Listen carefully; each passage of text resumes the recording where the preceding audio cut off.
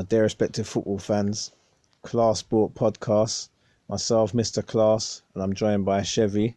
We're going to touch on a few big points in the football world. And first off, we're going to start with the coronavirus in football. Your thoughts? Thanks again for having me, Class. Always a pleasure, my bro. This coronavirus is moving mad, locking off all sports. But yeah, football, like, it's interesting. Karen Brady came out recently and said that this season should be null and void.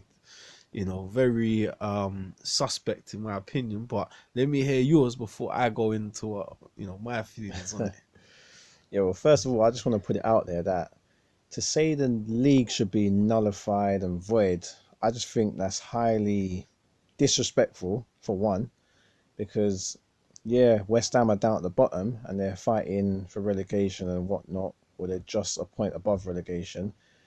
So where does that leave Liverpool in her eyes? Because, to be honest, Liverpool have waited years to win a title, a Premier League title, so we're just meant to counsel the league just because she said so. Who does she think she is? She's not an FA ambassador. She's nobody in the world of football. Yeah, nobody's a bit harsh considering her position with West Ham. She's been around football for her, but I understand your point. I think she's got an ulterior motive here. West Ham was struggling this season. They're 16th in the league, and they're only out of the relegation zone on goal difference. Now, I don't want to say she's trying to take away from the seriousness of this virus, but if her team was top of the league or in the top four, do you think she'd be saying the same thing? I don't. Exactly. So I think she's very cheeky with this one, and trying to put on all the financial implications. Bro, do you know how much money these guys make? Football teams, Premier League. Exactly. No, how much the Premier League make? And they're gonna have reserves. Remember that every business has got big reserves like them. So she's just worried that they'll go down, and that must be the problem. Because what else? It can't be anything else. Yeah, I strongly agree with you. That has to be the problem. There is nothing else that justifies such stupid words, because that's what they are. They're stupid words with no meaning behind it. And we're only talking it from the Premier League point of view. Imagine those teams in the Championship, so they can't get promoted. Because they'll avoid, and you're voting for that because you just don't want your team to get relegated because your team is poor and you got to have David Moyes to try and save the day for you. Exactly. Another thing I wanted to touch on with the coronavirus going around, how do you find watching behind closed doors games? Not for me. I think I'd find it difficult. But saying that, we played semi-pro and there was hardly anyone used to watch us. But I think going from a level of, 60,000 in some of these grounds, 80,000 to just playing, I don't think it's the same atmosphere. And, I think LeBron James touched on it in basketball when they asked him a similar question. He's like, if there's no fans, I'm not playing. What's the point? It's a spectator sport at the end of the day. The fans are, you think of the money that fans are paying for tickets, season ticket, hotel, away games, and if you're an Arsenal fan, you're paying millions because they're over bumping you. And that stadium was paid off a long time ago. So they're still making their millions out of them. So yeah, I think, football is big business and the fans are a huge part of it. And I don't think players, in some teams, in some clubs, in some sports, you have they call it the 12th man, the fan. They can really get behind and, the atmosphere can make it hostile for the other team, make it feel uncomfortable. It's like, you might as well just play training. It's like a training match. You've got no fans there. Yeah, I totally agree. I would say there are some pros and some cons. I'd say, all right, let's look at it this way. There is no racial abuse going on. I was just about to say that. I was going to say, the only pro is if you're playing Italy, well, obviously Italy's locked down properly, and getting a man abuse you just for being black, because the way they move in that league can be a bit crazy sometimes. Yeah. They're not the only league, but they got a lot of receipts on that one. Yeah, of course, I agree. And I think that's a pro. Do you know what I mean? But when I was watching the Champions League game with Dortmund, that was versus PSG, it felt like I was watching an FA Youth Cup match. where you can hear every single sound of the football being touched, managers shouting, tactics getting shouted across the pitch. So it felt like a FA Youth Cup match.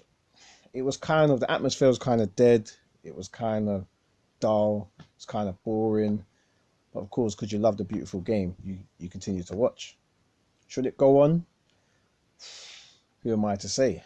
Well, I think everywhere is going to be kind of locked down now, 4 or 5 week period where there's going to be nothing. So rather than, putting people at risk, players, managers, fans, they just kind of shut it all down. So hopefully by the time, the schedule for the Premier League, I think it's April 3rd, by the time that comes around, everything will be back to normal. The virus won't be causing problems. But yeah, it's tricky, man. It's a tricky situation right now. But touching on that, do you think the Premier League was moving a bit slow to stop matches compared to maybe some other sports? Yeah, I'd say there was. Yeah, it was, because a lot of sports, they sort of acted straight away, and the Premier League, they took their time. But I think mainly it's to do with the loss of money. Of course, yeah, money, Sky, it's big business. Yeah, these sort of things. I kind of felt like if it wasn't Arteta, who's the manager of Arsenal, one of the most renowned, famous clubs in the world, come out and said he had the virus, I don't think they would have stopped. Yeah. I don't think they would have stopped, Hudson-Odoi came back out recently, he said he caught the end of it or whatever, but I just felt like they were just trying to keep things as normal, because it's like, if we don't play, we're going to lose out on X amount of money. Yeah. There's probably some cause in there somewhere.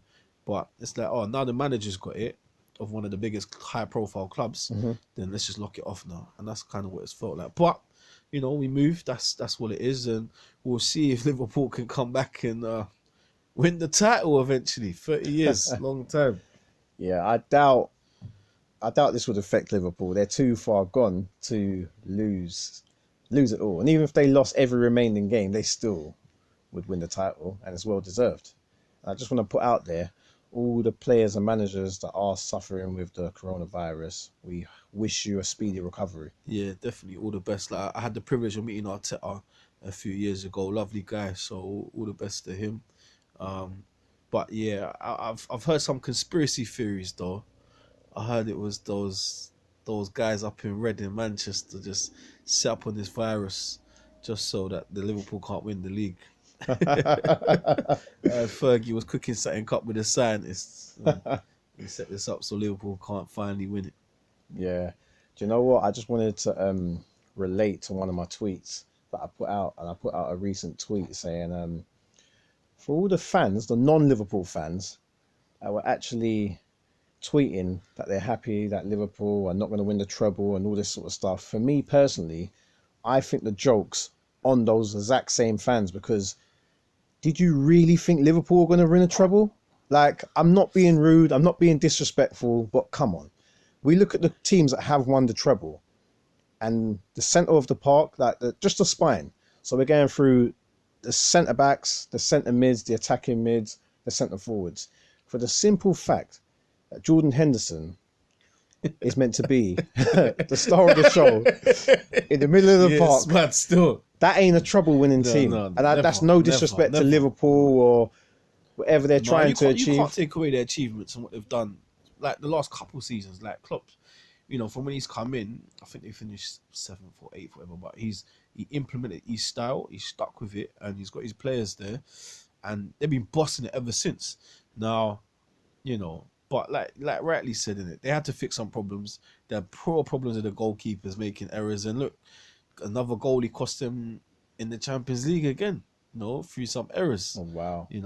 So I don't know if it's the coach there, but Karius was doing a madness, Mingley is doing a madness, now Adrian's done a madness. It's cost them big, but yeah, they're still in the league. But credit to Jordan Henderson, a decent player, gives you full commitment. He's their leader and that. But come on, when we're talking about great teams, that if you take the United team that won the treble, what can Henderson talk to Keenan Scholes in the centre of the park?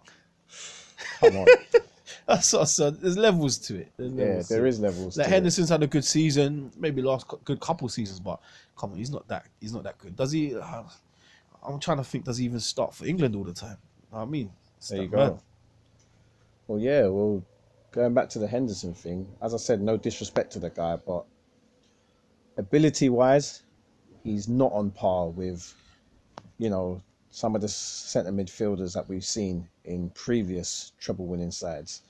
On top of that, I feel where Liverpool went wrong, once they won the Champions League, the first thing I believe Klopp should have done was gone and got a 10 out of 10 centre-back to play right next to Van Dijk. That's what I truly believe. I don't know, because Gomez has come in. I mean, you got to give your youth opportunity. Like we spoke about the Chelsea guys getting opportunity a couple podcasts ago, and I think Gomez is a solid defender. Like he's still learning, but he's got good speed. He can recover. Let him make the mistakes, but he's young. They had Matip there before. I think injuries has hampered this season, and Gomez has struggled with these injuries. But I think Gomez is a perfect guy next to Van Dijk. You can learn. Obviously, Lovren, boy, that's a whole other story. Yeah. So yeah, potentially, but I think I hear what you're saying, but at the same time, look at the success they've had. This season they've blown everyone away. It's like they're playing FIFA. You know, where you're playing FIFA and you just win every match. Yeah, of course. That's pretty much what they've been doing. Exactly. Win the league by 20, 30 points. It's mad. Yeah, I totally agree with you, and I hear your points. But I'm just saying, if Klopp had went out there and purchased, let's say, Koulibaly, or let's say De Ligt, even though a lot of people are going to hear this and say, oh, why should he have gone out and purchased De Ligt because he's gone to Juventus and not made so much of a great, huge impact? But this is the way I'm looking at it. De Ligt is from Holland. Van Dijk is from Holland.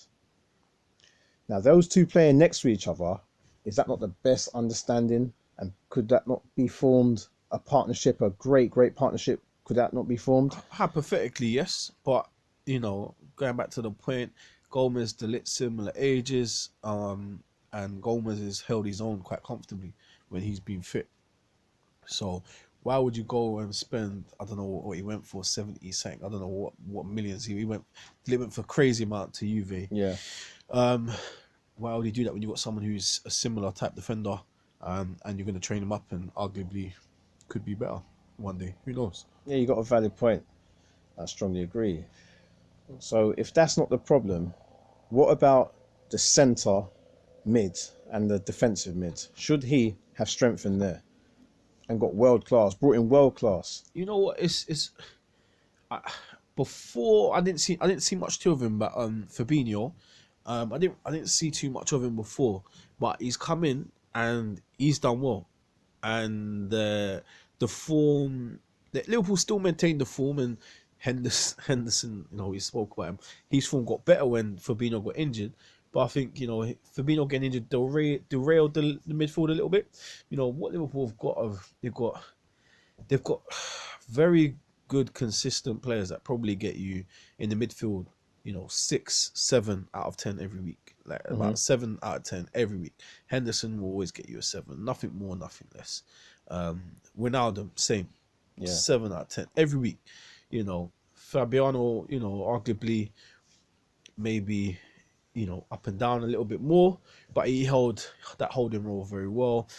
Chamberlain's come in, got back fit, and he's been playing more central. He's consistent as well. I don't know if he's a bit better coming off the bench or not, but he does his thing. Trying to think who else they've got in there. Naby Keita. Naby Keita, I don't know. He's not. I think sometimes he gives you a 7 and sometimes he gives you a 3. I think the jury's still out on Naby Keita. Yeah. I'm not sure where he's gonna go, especially wearing Stevie G's number 8. I feel like he's just disrespecting it. He should take it off. But yeah. So, just one last thing on Liverpool. Is this class or is this form? They're class. Okay. I think in recent seasons, all right, they've dipped form slightly just now. They had a few bad performances, but a wise man once told me, form is temporary, class is permanent. And, Liverpool class side.